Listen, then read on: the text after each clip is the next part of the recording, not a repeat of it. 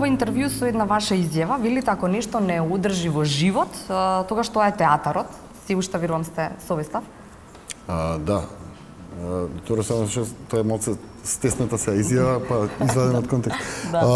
Се разбира, мислам, ако нешто не одржи во живот нас. Добро. Нас како театарски работници, тоа е театарот, се разбира. Би било малце откачено да воопшто не одржи театарот у живот, као таков сите нас. Добра идеја, во секој случај не е лоша идеја, ама не мислам дека може да се реализира.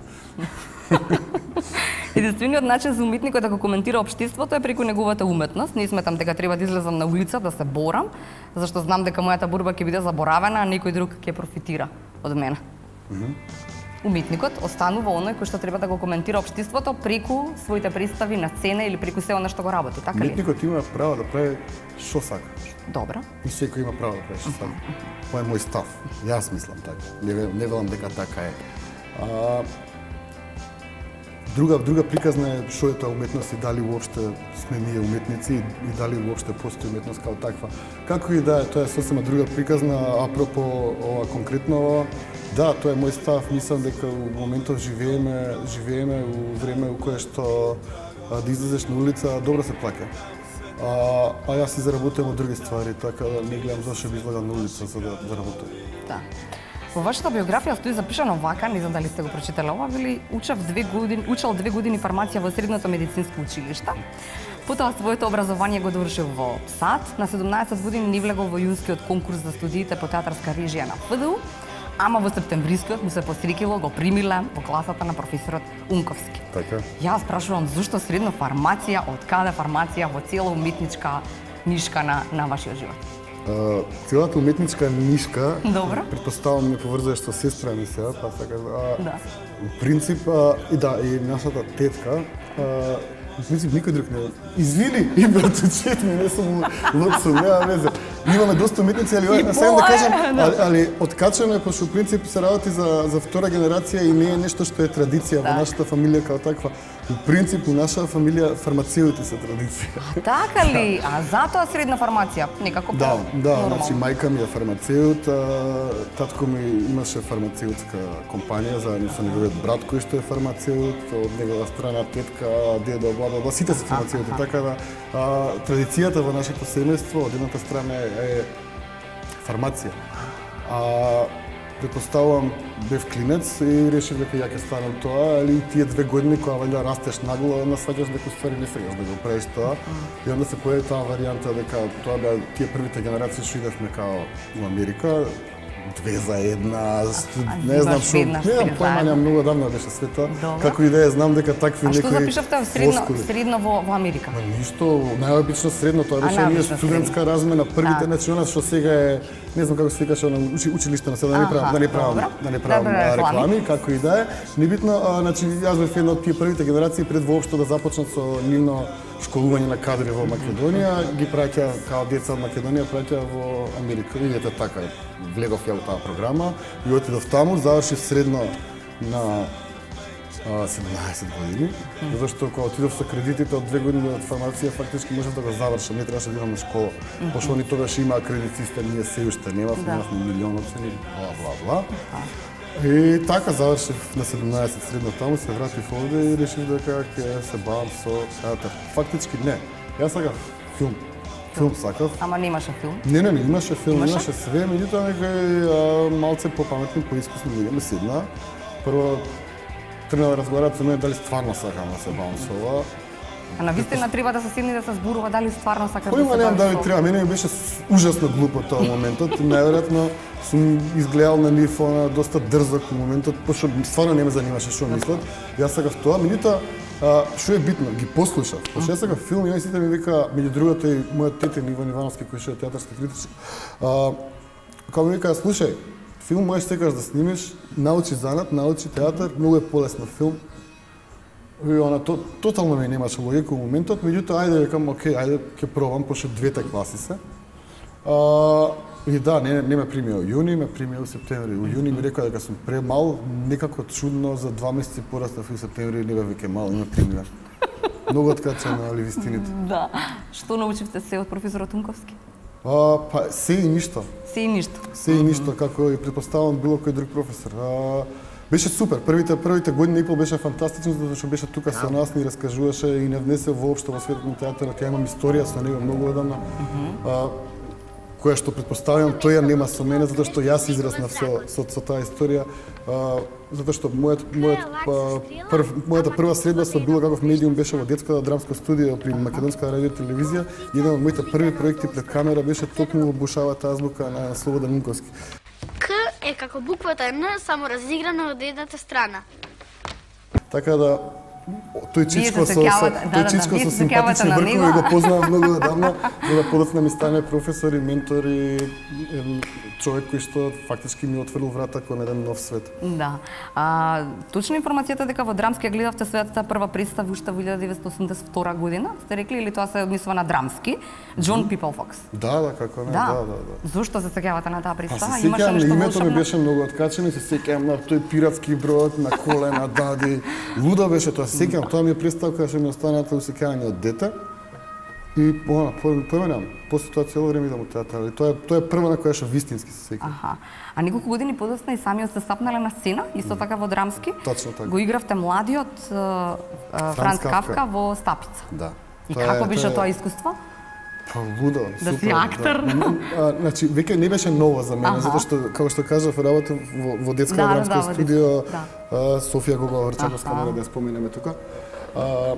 Таа го водеше детско драмско студио и ние фактички бевме група на деца кои што учествува у било што се дешаваше у радио и телевизија, пошто тоа што не имаше само радио телевизија Скопје беше, така. И онда тоа беше, немаше варајати на медиуми, него тоа беа, тие беа децата и тие играа све. У радио емисии, шарена емисија с деца, не знам како све се вика, не ми текна беше стварно. Шарам-барам, како ли? Шарам-барам беше на ТВ. Таму може да имам некој камео, не се сеќам, може и да имам, може, али не сум сигурен. Како и да е, мојата главна шема беше Бушава азбука, после тоа кариерата стрмоглаво ми отиде надоле, пошто се пребаци во театар и онда се изгуби интересот у медиумите. А како актер на сцена, колку имавте нешто за кажување, имаш реплика или? Имав, како не имав, 2 сцени играв со големиот покоен Алце Ѓорчев, па подоцна која тој почина и со големиот покоен Крум Стојанов кој што го менуваше него. Така да со нив двајца играв и имав сцена и со Мето Јовановски на пример, тоа беше некака, он се присекаше на детството, он го играше возрастниот Франц Кафка, ја бев малиот фактички. Супер беше, тоа беше еден луд режисер, од денешен аспект луд, тогаш поема не сум имал шо е како е. Богдан Косаковски се викаше, Пољак. Тоа беше текст на Тадеуш Ружевиќ, Стапица. И немавте трема? Поема не, многу бев мал за да имам трема, ама како што ти кажав, веќе сето тоа мене ми беше нормално. И нема фрка никаква. Идевме и бевме на турнеи, игравме на МЕС во Сараево, игравме во Вроцлав, во Краков, во Полска. Супер беше. Супер искуство. Да. И тогаш веќе сериозно. Баш онаков мал клинец кој што поема нема од ништо, знам. Мајка ми беше со мене на турнејата. Да, сакав да ве прашам кој беше. Кој ве гледаше во публика кога бевте на премиера, да? Мајка нема премиера, цело време на моите беа со мене. Да, мал бев, мислам да имав поема немам колку бев. И па кој? 8, 10 години, може 10-11 нешто. И сега одиме на 95-та, заедно со својата колешка Наташа Поплавска, го подготвувате Едмонд. Едмонд, да.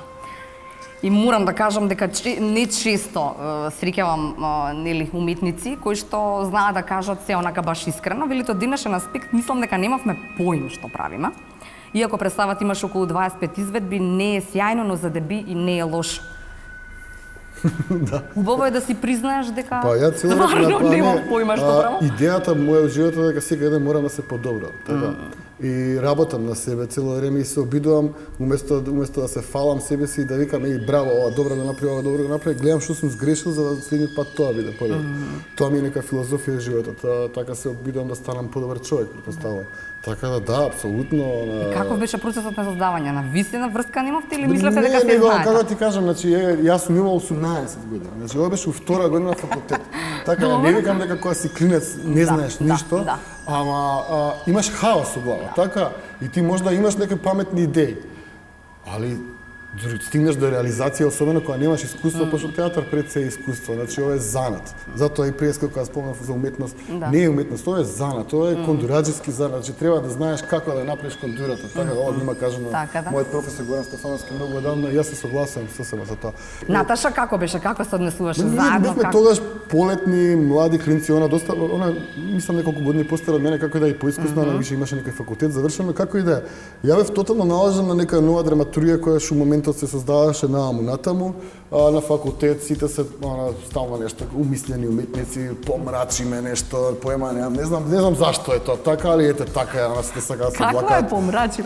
Па поема немам, сите сакаат да мрачат, сите сакаат да се облакаат од црно нешто, сека многу се замислени уметници, заумност, повеќе слојност, бла бла бла, интелектуална онанија, ако мене ме прашаш.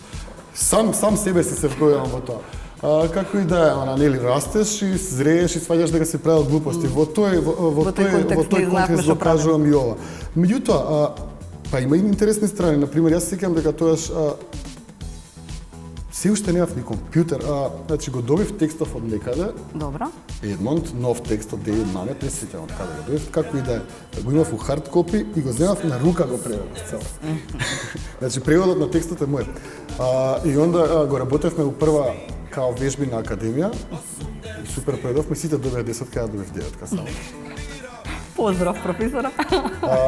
Тоа се сеќавам. Не, знам точно зашто, јас сум многу несериозен човек. Особено тогаш бев. Сега се обидувам да бидам колку што е можно сериозен, иако носам кратки панталони. Како и да е.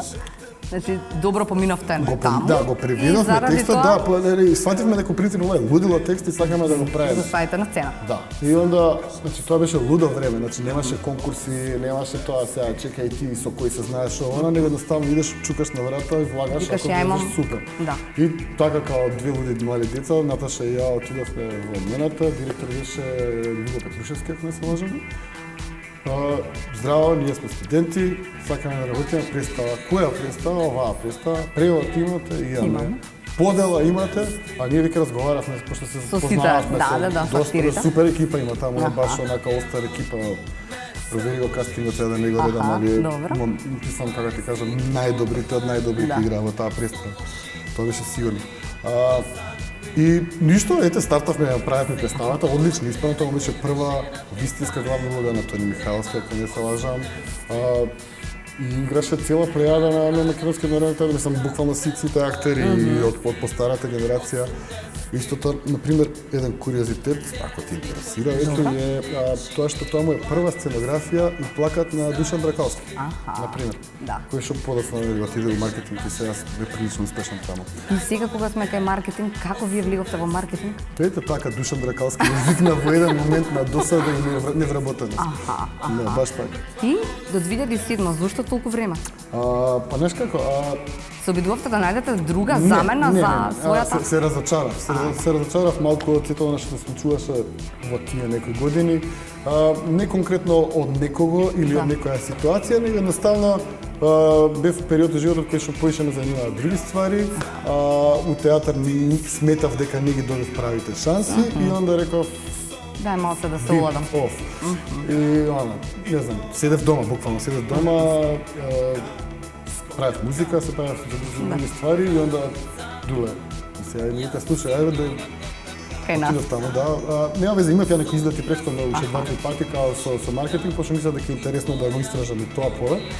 Што на крајот се испостави као супер школа, која што скапо го платив, by the way, али супер школа. Еден од малкуте режисери кои ќе рече актерот е најсилното оружје на секој режисер, секаде во свет, велите, тенденцијата е да постои хиерархија во која режисерот е главен во креирањето на уметноста, а сие друго што се појавува на сцена се само негови алатки преку кои тој ја создава уметноста. Да. И кога ќе влезете да подготвувате представа, тоа треба да го знаат или го знаат сите актери, затоа што тогаш па добиваат тие крилја или не?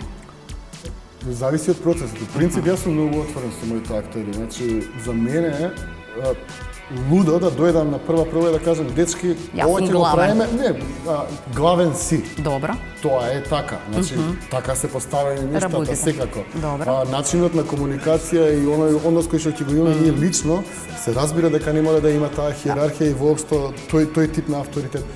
Пошто пред се сме луѓе, треба да се разбереме и заедно работиме да ни биде убаво, да разговараме и друго креираме она што треба да го покажеме на некој друг. Ако меѓу нас нема хемија, таму нема да има сигурно. Меѓутоа, она што е битно е дека не сакам и не можам да си дозволам себе си да дојдам подготвен на прва проба, она што го учиме на академија као прва лекција, на прва проба мора да се спремам. Тоа треба? Мора да се спремам. И се разбира дека треба да се спремам, треба да знаеш малку повеќе. Треба да знаеш малку повеќе од екипата, се разбира, за она што ќе го работи. И треба да имаш некаква слика голема, така, нели за сето она. Ама, знаеш како, во денешно време веќе следиме големи режисери, значи наградувани режисери, не се обидам ни да ги оспорам нивните квалитети, ниту пак нивните естетски вредности и норми кои што сами за себе ги поставиле. Меѓутоа, сите овие големи режисери доаѓаат со буквално блупринтови на представи. Знаеш, и онда прават, сега кај сум у Скопје, ќе ги земам, вие, дечки, вака сте облечени, ова играте, ова е сценографијата, учете текст. Ваква е музиката, еве ви кореограф. Да. И ова се дешава, значи он киде Скопје, Букурешт, Загреб, Софија и ќе направи истата представа, најверојатно 4 пати ќе биде и успешна представата и најверојатно 4 пати ќе паѓаат у несвест локалните новинари, гледачи и све е уреду со тоа. Ја немам проблем со тоа. Тоа е успешен продукт евидентно, така како што некој продава музика у цел свет, така овој си ја продава својата представа. Тоа е кул. Немам проблем со тоа. Имам проблем со тоа што овие луѓе за мене не ги почитуваат актерите. А ја мислам дека актерите се најбитни театар да се. Да, вели да може без режисер, може без сценографија, може без се. Без актер? Не може. Ништо. Може холограми нешто става. Модерно е сега видеомапинг холограми, видеобимови. Да. А зошто пак ќе речете дека никогаш не сте велат актерите добар е, супер е како режисери се, но перфекционист. Значи колку е добар таму, потоа е нели перфекционист. Добро се разбира, секој луѓе на свој начин. Така е, да, ама не, ве прашувам друго. Во една интервју сте рекле никогаш 100% не дале или не било тоа како што јас сум сакал, како што јас сум го замислил. Најверојатно никогаш нема биде. Нема да биде? Најверојатно никогаш нема биде кај да сум, тоа нема врска ни со времето, ни со местото, ни со околностите, има врска со мене. Има врска со мене и со мојата потреба за нешто подобро цело време. Да биде подобро. Да. Јас никогаш не сум задоволен ништо што сум направил. Навистина? Сериозно. И што си викате после? Тоа е процес кој што ти дава право да бидеш... Ја уживам процесот на работа, сериозно уживам процесот на работа, уживам во соработката со моите колеги, уживам во нивните насмејани лица и уживам во насмејаните лица на публиката и на фидбекот кој што ми го дава назад. Не уживам продуктот. Не, а? Сакам нов подобар, секогаш. Добро. А кажете ми зашто не ви се допаѓаат или не ви се допаѓаат? Дали таа е она со естетиката, секој си има право нели да каже дали е добро или не, ама јас мислам дека тоа што е тренд сега во Европа да бидат 5-6-7 часа представи, ми е мене лудница. Например, велите, влегувам, гледам Господар на престените и после вториот сат викам дај нека заврши, не можам више. Баш така. So what? Мислам, што да правиме сега? Тоа. Ама, знаеш како... А зошто па тој тренд? Зошто па тоа? Најверојатно, јас најмалку треба да говорам за ова, затоа што јас ќе повторам, ова се мои изјави, да, и се лични мои мислења. На крајот на денот, сите овие луѓе заедно имаат награди колку што јас и 10 клона од мене нема никогаш да освојат, ниту пак ќе бидат европски признаени. Најверојатно истите со еден мене, ако си ги изберат представите што ги изиграле, нема да биде. Нема толку. Али окей сега. Секој со своите приоритети, за тоа ти кажам.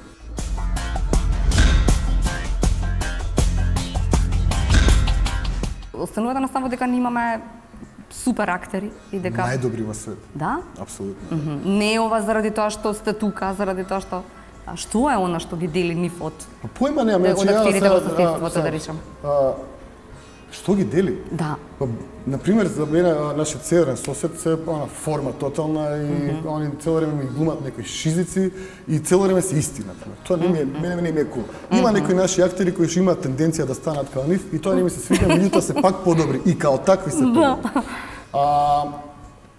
Хрватите појма немаат, например.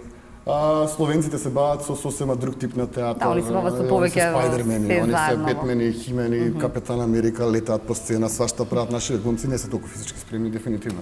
Меѓутоа се тука спремни. И тука се спремни. А тоа е најбитно. Така, да.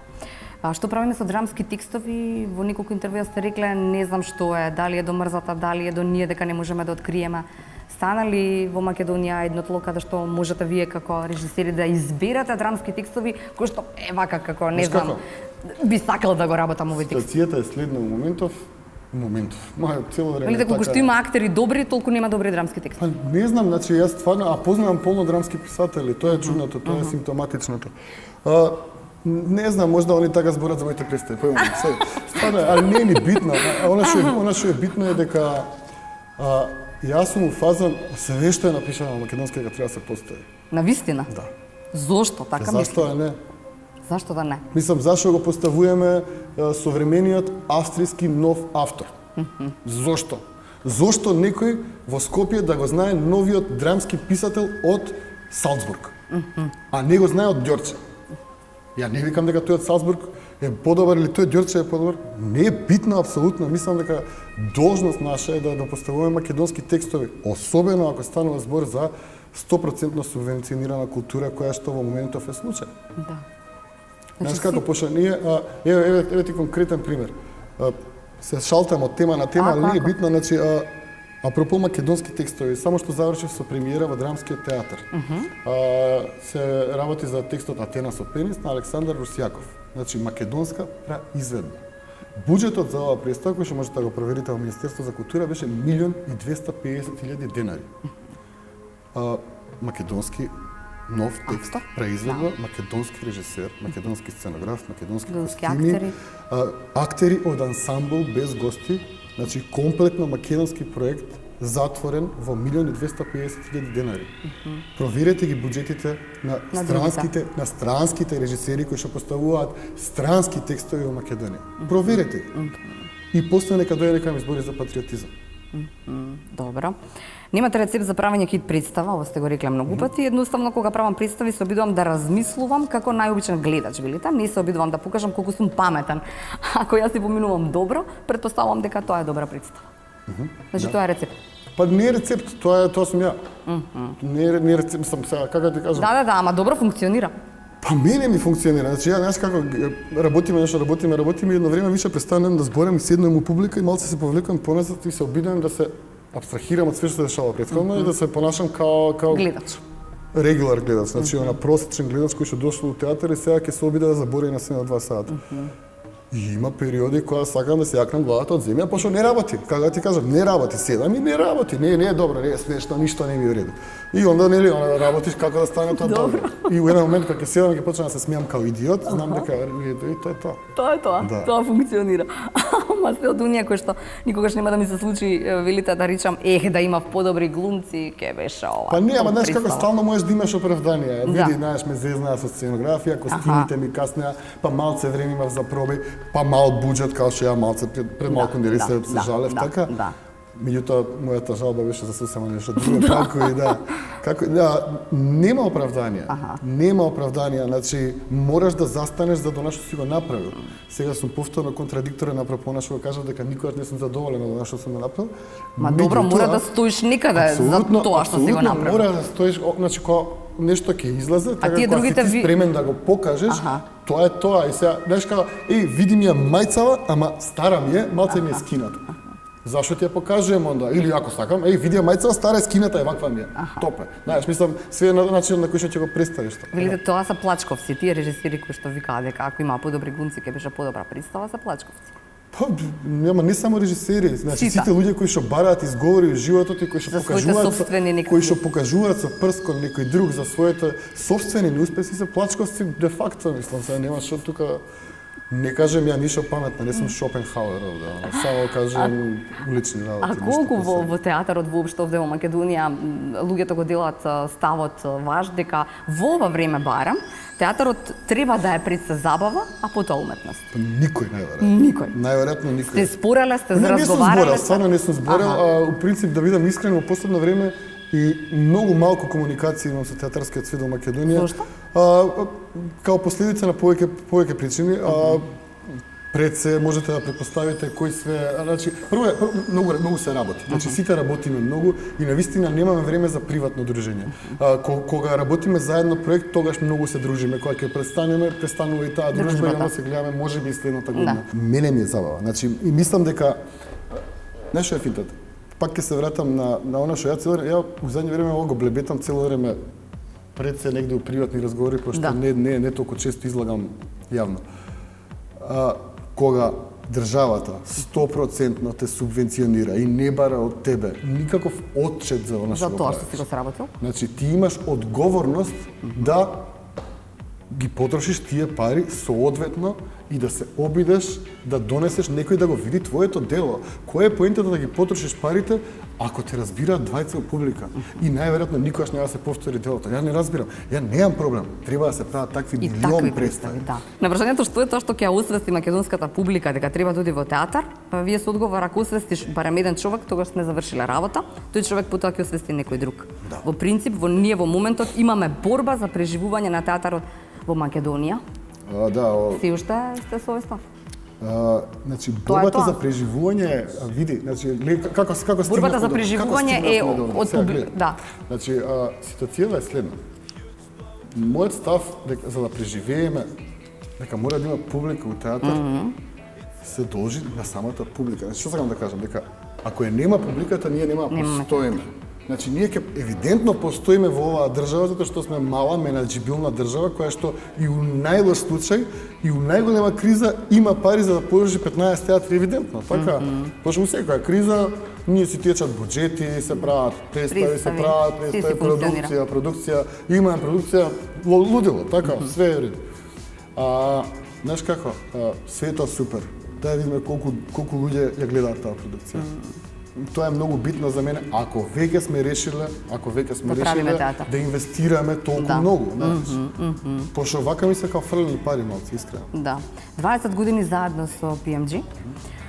Прво, велите беше ентузијазам, а сега е општествена одговорност. Успеавме во овие 20 години да се инфилтрираме во повеќе сегменти на општеството и да действуваме одвнатре. Тоа е единствениот начин и повторно се враќаме на она дека преку уметноста можеме да го менуваме општеството, единствениот начин за да направиме подобро општество.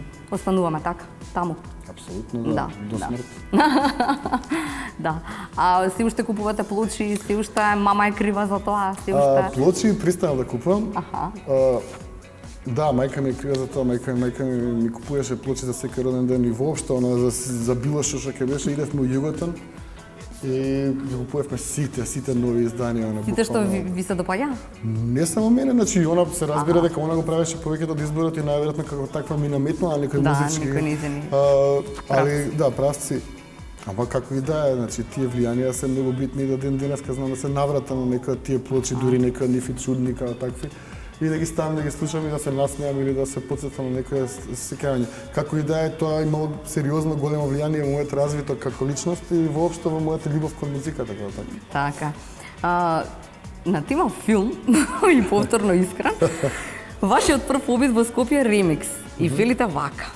Како мали џокица го замислува Џим Џармуш, воопшто не сум задоволен, се надевам дека ќе имам уште шанс.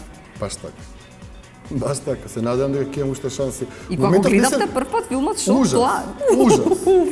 Отров. Па не знаеш како, сега ќе ви кажам како пази се, не се правам фрајер, нит па сега нешто се фолирам тука. Многу е просто.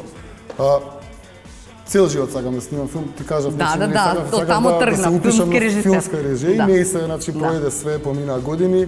Бојан Зафиновски е мој драг пријател и колега, веќе со години исто така. И во еден момент тој доби идеја да не собере сите, да го правиме ова, окей, го правиме.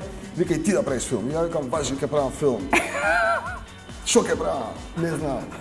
И толку, нема везе. И викам, знам. А јас во тој период доста се дружевме со Бојан Трифуновски, исто мој колега театарски режисер, кој што сметам дека одлично пишува, одлични дијалози пишува. И викам, брат, ајде да правиме филм. И он вика, супер, имам една идеја. И он седна, напиша сценарио. Тука го работевме, она све беше супер, беше на папир, кој ќе игра Оливер и Декса, они се другари од факултет, топки, све супер, све. Дојавме, значи стигна предпродукција, стигнавме да снимаме екипа, 3 дена на покривна зграда, кранови тука и све, ја викам, вау, Холивуд, човече. Готово, тргна. Супер, све, ги седнавме, вие пробавме, со нив почнавме да снимаме камера, иде акција, завршува сцената, како е топ, викам, идеме дале. И вака едно 7-8 пути нормално, така, тоа се тие почетнички грешки, другите од позади ти се смеат, никој ништо не ти каже. Имаше некои луѓе кои се обидува да ни помогнат, се разбирам, но мислам сега се обидувам да ја гледам смешно на страна на приказната. Како и да е, тука се обидувам да го лоцирам проблемот за мојата импресионираност на сет, претпоставувам готово, ќе биде во првиот филм, ќе биде ова. И онда кога седнавме на монтажа, кога видов материјалот, кога видов што играат Дејан и Ливер, што е сосема моја грешка и на Бојан, се разбира дека не е нивна, значи. Ali јас се извадив од памет и онда мојот исто драг пријател и колега Божидар Ивановиќ Поле, кој ше монтажер, го седнав и пробавме да направиме каша од тоа што го имавме како материјал за да извадиме што можеме. Ова е мој личен став, се разбира. Може би Бојан не мисли вака, не знам. Добро. И го гледавте некогаш после тоа? Не бев ни на премиера, не отидов. Не отидов ни на премиера, тоа бе тоа бе други причини, значи нема веза да беше до мојот филм секако ќе отидов ние гајле сега таму на работа. Имаше некои други приказни тука, ради кои што не се појав на таа премиера, како и да е апсолутно и небитно. Зезнавме работа, мислам, зезнавме работа, не е добро, што да кажам, тоа е. Да, ама добро, документарни филмови сте направили, тие се супер. Документарци немам фрка, правам документарци, окей, задоволен сум документарци, да имам и наменски доста, значи она што се вика за пари, така имам и некои про боно кои што се за љубов направени и на тие сум горд и среќен, пред се на 103 љубовно писмо до алтернативната култура, кој што е единствен фактички видеозапис за култното. Има и уште 2-3 кратки филма на ФД, меѓутоа е фичер филм, долгометражен, документарен и единствен како таков за Канал 103. Колку пријатели имате? Познавам многу луѓе. Добро. Пријатели, те се некругот. Те се некругот. Се стиснува со годините или не? Не, мислам дека понекогаш варира, али во принцип станува збор за некои речено десетина луѓе, не повеќе. Да. Колкава треба да е поддршката на сопругата, на семејството за сето на што го работите, за да биде секако што треба? Претпоставам исто оноку голема колку што е мојата кон неа. Да. Немаме фрка, значи нашиот однос е базиран на сериозно разбирање и почит кон професијата, кон професијата и воопшто меѓу нас како личности, како интегритет и така да нема проблем. Значи тоа е сосема нормална работа. Јас си го терам своето, таа си го тера своето. Си имаме керка која што се тера скроз трета прича и супер. Сите причите супер, да. На прашањето токму врзано за вашата керка, сте рекле вака, каков свет би сакале да ја оставите на својата керка, ќе речете тоа што јас го замислувам е тотална утопија. Сакам свет во кој ќе се почитува другиот и нема да зависиме од материјални работи. Ово од секогаш ви е став ваков? Ама велите во меѓувреме, знам дека тоа е утопија, затоа во меѓувреме се обидувам да ја подготвам за она што ја чека на улица. Бидејќи ако не си подготвен за таму, бадијала е се. И како ја подготвувате? Ја носам на улица. Па не, се обидувам да разговарам со неја као со човек, као со личност, не као со дете, не као со некој што треба нешто да му се објасни, него се понашам као Google во моментот, знаеш, и онда укуцува search word, дава keyword и ја кажам. Тоа е тоа. А ова со утопијава, можно е никогаш да профункционира така свет? Се разбира. Сите што мислеле така ги убиле.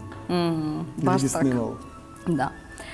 Ве вади од памет кога гледате како многу паметни луѓе трошат енергијата на многу неважни работи, на многу зборувања, на малку работа. Го зборувавме ова во неколку наврати, ама има ли чара? Само куса. Појма немам, има чара, треба да се подобриме себе си. Секој треба да тргне. Секој да тргне веројатно од себе самиот. Личната одговорност, мислам како, не знам како да кажам, живееме у држава која што секогаш некој друг е крив. Па не само што некој друг е крив, имаме дежурни луѓе кои што за било која ваква или онаква ствар имаат мислење и онда имаат критика и кажуваат како треба. Сите тие седат дома позади своите тастатури, се гријат под непознати аватари, профили и кажуваат како треба светот, најверојатно немаат искочено понадвор од нивото мало. Појма ни на улица немаат искуство, немаат книга прочитана, немаат музика слушано. Појма немам, на тотално сум разочаран, пошто гледам пуно млади луѓе кои што се бават со политика, а мене ми е преку глава од политика, не само денеска, мислам дека е ужасно што живееме у толку мала држава у која што едниот проблем е што пола луѓе биле на телевизија, на 50% се селебрити Македонија. Супер.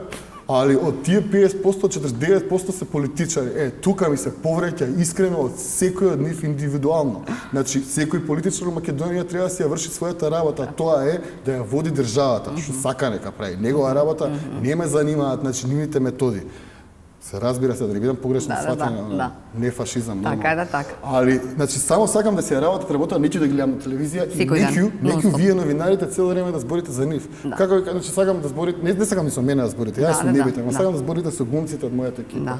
Сакам да зборите со новите млади скопски бендови кои што никој не ги знае дека постојат. Сакам да зборите со нови млади скопски артисти на електронска сцена кои што растураат сегде, а никој не знае дека постојат. Во исто време, значи имаме политичари, имаме српски турбофолк звезди, српски поп звезди, бугарски телевизии, ужас е. Ужас е. Ако више, значи, кога ме праша се истина е малко. Да. И за крај, убаво ли е да се биде во кожата на Синиша Ефтимов? Па, вајде е добро. Појма немам, доста е френетично цело време, али не би се минјал. Не би се минјал сигурно и не ја ни дал. Моја се.